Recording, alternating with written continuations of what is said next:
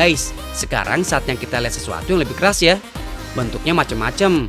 Ada yang mirip boneka, gelas, mirip tabung LPG, atau guci seperti ini. Semuanya terbuat dari keramik nih guys.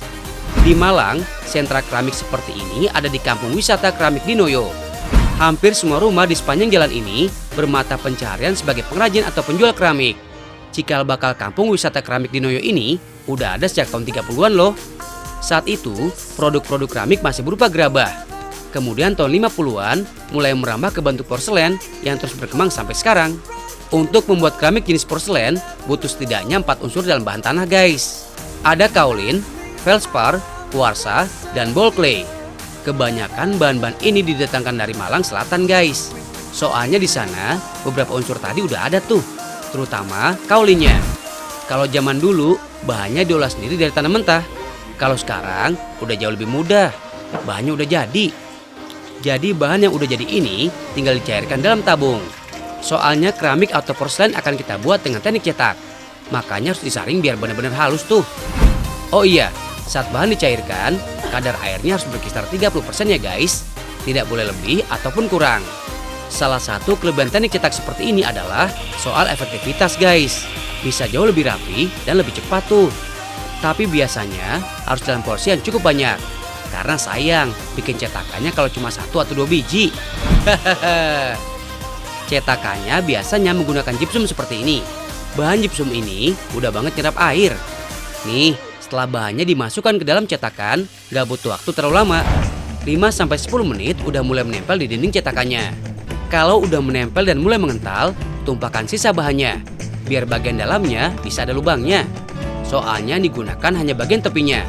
Setelah proses penumpahan seperti ini, tunggu sekitar 10 menit lagi, baru deh bisa dilepaskan dari cetakannya.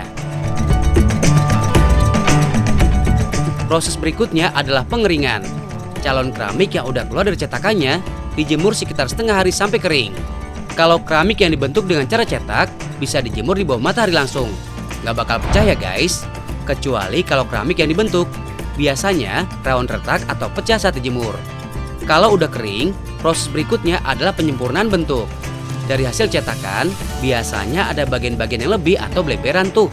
Makanya harus dirapikan dengan cara dikerik seperti ini. Biar permukaannya benar-benar halus, harus gosok dengan spons yang udah dibasahi dengan air seperti ini. Semacam kayak di amplas guys. Tapi karena ini tanah liat, jadi harus dengan spons yang halus deh. Tahap berikutnya adalah pewarnaan. Proses yang satu ini harus dilakukan oleh orang yang ahli menggambar guys. Soalnya hampir sama kayak ngelukis tuh. Hanya saja dilakukan di atas tanah liat ini. Bahan pewarna yang digunakan adalah pewarna oksida yang bisa tahan kena panas. Jadi saat dibakar di suhu tinggi nggak bakal hilang. Terakhir, celupkan keramik yang udah diwarnai dengan lapisan glasir. Lapisan ini akan membuat keramik jadi lebih keras dan licin. Hampir sama seperti kaca ya guys. Lapisan ini warnanya akan tetap bening setelah dibakar. Jadi warna yang diberikan sebelumnya akan lebih terlihat dan terlindungi guys. Keramik-keramik ini dibakar dalam tungku khusus yang terbuat dari bata tahan panas.